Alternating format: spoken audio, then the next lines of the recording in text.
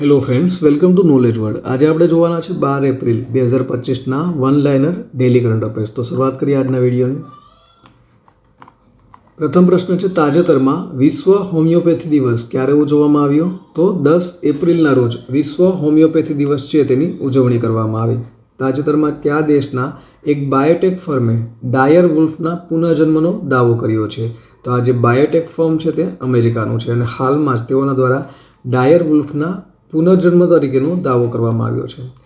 તાજેતરમાં ભારત રશિયા કાર્યકારી જૂથના પ્રાથમિકતા રોકાણ પ્રોજેક્ટનું 8મું સત્ર ક્યાં યોજાયું હતું? તો આનું 8મું સત્ર છે તે નવી દિલ્હી ખાતે યોજાયું હતું. તાજેતરમાં કોને રાષ્ટ્રીય દરિયાઈ વરુણ પુરસ્કાર એનાયત કરવામાં આવ્યો છે? તો હાલમાં જ રાજેશ ઉન્નીને આજે રાષ્ટ્રીય દરિયાઈ વરુણ પુરસ્કાર છે તે એનાયત કરવામાં આવ્યો છે. તાજેતરમાં કયા રાજ્યના પોલીસ પોર્ટલને પોલીસ સુરક્ષા શ્રેણીમાં સ્કોચ એવોર્ડ મળ્યો છે?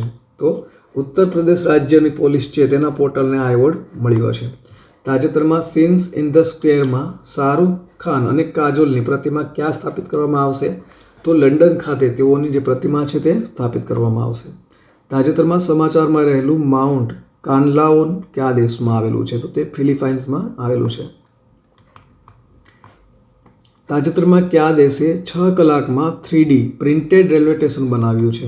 તો હાલમાં જ આ જે 3D પ્રિન્ટેડ રેલવે સ્ટેશન છે તે જાપાન દ્વારા 6 કલાકમાં બનાવવામાં આવ્યું છે.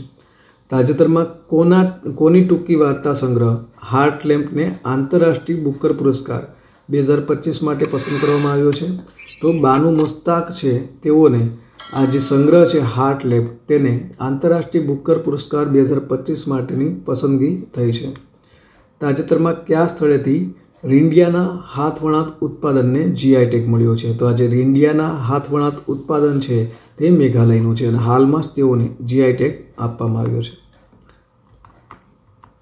તાજેતરમાં 2025માં ભારતની પ્રથમ યુનિકોર્ન કંપની કઈ બની છે? તો જસ્પે છે તે ભારતની પ્રથમ યુનિકોર્ન કંપની બની છે.